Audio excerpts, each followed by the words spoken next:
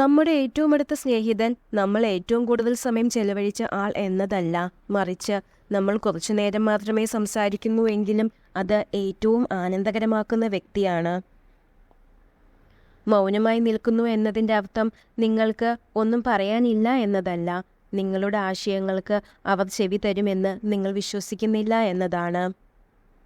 മറ്റുള്ളവർക്ക് അവരുടെ ആവശ്യങ്ങൾക്ക് വേണ്ടി നിങ്ങളെ ഉപയോഗിക്കാൻ പറ്റുന്നില്ല എന്ന് മനസ്സിലാക്കുമ്പോൾ നിങ്ങളെക്കുറിച്ചുള്ള ചിന്തകൾ അവരെ ഭ്രാന്ത് പിടിപ്പിക്കുന്നു. ചിന്തകളും സങ്കല്പങ്ങളും നമ്മളിൽ നിന്ന് ഒരിക്കലും വേഗത്തിൽ മാഞ്ഞു പോകില്ല. കാരണം ഓരോ ദിവസവും നമ്മുടെ മനസ്സിൽ നമ്മളതിനെ പരിപോഷിപ്പിച്ചുകൊണ്ടിരിക്കുന്നു. ചില ആളുകൾക്ക് റോസാപ്പൂക്കളുടെ ഒരു മുഴുവൻ തോട്ടം നൽകിയാലും അതിലെ മുള്ളുകൾ മാത്രമേ അവർക്ക് കാണാൻ സാധിക്കൂ. എന്നാൽ മറ്റു ചിലർക്ക് കളകൾ മാത്രമുള്ള ഒരു വയൽ നൽകിയാൽ അതിലെ കാട്ടുപൂക്കൾ കണ്ട് അവർ ആനന്ദിക്കും.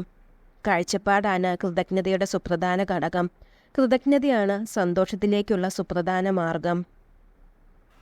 നമുക്ക് നമ്മളിൽ തന്നെ താല്പര്യമില്ല എങ്കിൽ ജീവിതം തന്നെ വളരെ താല്പര്യമില്ലാത്തതായി തീരും. അത് നമുക്ക് ആർക്കും സഹിക്കാൻ കഴിയില്ല.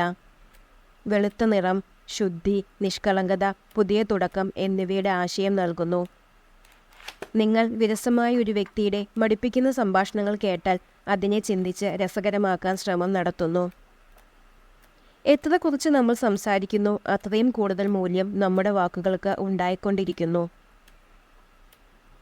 നിങ്ങൾ സ്വപ്നം കാണാറില്ല എങ്കിൽ അതിനർത്ഥം നിങ്ങൾക്കെന്തോ വ്യക്തിത്വ വൈകല്യമുണ്ടെന്നാണ്.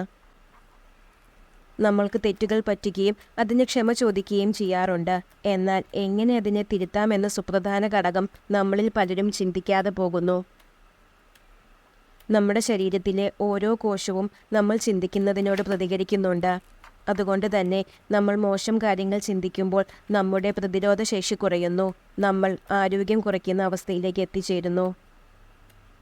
മറ്റൊരാൾ നിങ്ങളെക്കുറിച്ച് പറയുന്ന കള്ളത്തെ ചിരിച്ചുകൊണ്ട് തള്ളിക്കളയാൻ പറ്റുന്നതിനെയാണ് പക്വത എന്ന് വിളിക്കുന്നത്.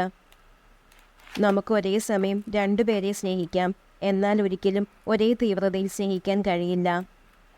നിങ്ങളിൽ ഏറ്റവും മികച്ചത് കണ്ടെത്താൻ സഹായിക്കുകയും നിങ്ങളെ ശക്തമാക്കുകയും ചെയ്യുന്ന വ്യക്തി യഥാർത്ഥത്തിൽ നിങ്ങളുടെ ബലഹീനതയാണ്.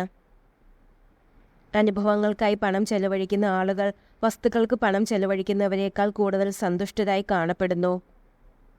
യുവത്വത്തിൻ്റെ വീക്ഷണകോണിൽ ജീവിതം ഒരു അനന്തമായ ഭാവിയാണ്. എന്നാൽ വാർദ്ധക്യത്തിൻ്റെ വീക്ഷണകോണിൽ അത് വളരെ ചെറിയ ഒരു ഭൂതകാലമാണ്. ഒരു സ്ത്രീ നിങ്ങളുമായുള്ള ബന്ധം അവസാനിപ്പിക്കാനും നിങ്ങളെ വിട്ടുപോകാനും തീരുമാനിച്ചാൽ അവർ ആദ്യം തന്നെ രണ്ടു കാര്യങ്ങൾ ചെയ്യും. ആദ്യം അവരുടെ സംസാരത്തിൻ്റെ ശൈലി മാറ്റും. പിന്നെ നിങ്ങളെ കേൾക്കാനുള്ള ക്ഷമ കാണിക്കാതെയിരിക്കും. നിങ്ങൾ വസ്ത്രം ധരിക്കുന്ന രീതി നിങ്ങളുടെ മാനസികാവസ്ഥയുമായി ബന്ധപ്പെട്ടിരിക്കുന്നു. നല്ല വസ്ത്രധാരണം സുസ്ഥിരമായ സന്തോഷത്തിനും മെച്ചപ്പെട്ട ജീവിതത്തിനും സഹായിക്കുന്നു. വിഷാദ രോഗസാധ്യത കുറയ്ക്കുന്നു.